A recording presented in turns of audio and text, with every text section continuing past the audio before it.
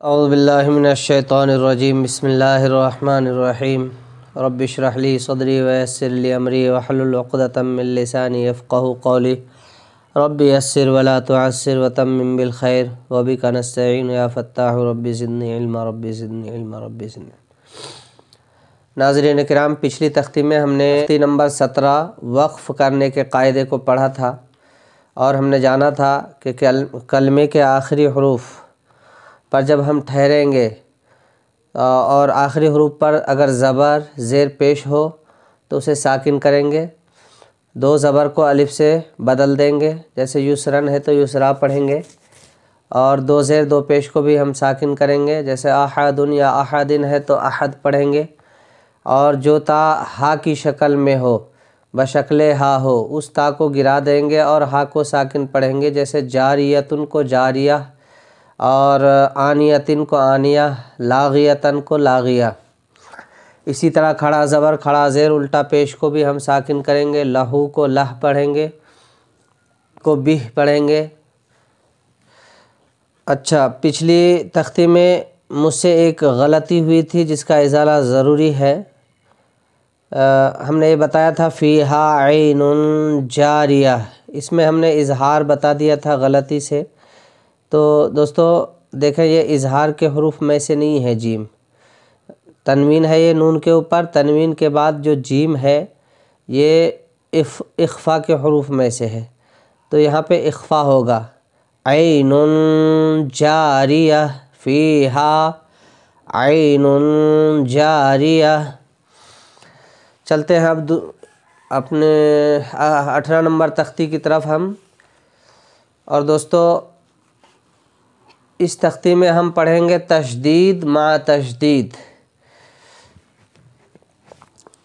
تشدید کی تختی ہم نے تختی نمبر 13 میں پڑھ لیا تھا، تشدید کا بیان، اور تشدید کے بارے میں ہم نے جانا تھا کہ تشدید کی آواز میں ایک قسم کی سختی ہوتی ہے۔ اب یہاں دو تشدید کو ایک جگہ جمع کیا گیا ہے تو ظاہر ہے کہ بہت زیادہ سختی کی ضرورت ہوگی، بس تو کس طرح کی ساؤنڈ آئے گی، اس طرح سے ہم سمجھاتے ہیں کہ بہت گھن سے آواز آئے گی۔ تو ٹھیک اسی طرح سے تشدید کی ادائیگی میں جبکہ دو تشدید ایک جگہ جمع ہو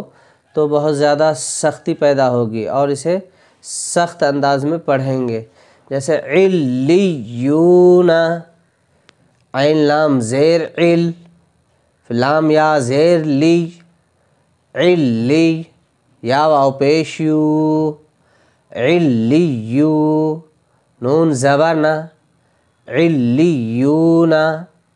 یزکا، یا زا زبر یز، زا کاف زبر زک، یزک، کاف کھڑا زبر کا، یزکا، یذکرو، یا دال زبر ید، دال کاف زبر ذک، یذک، کاف زبر کا، یذکا، را پیش رو، یذکرو، مزملو،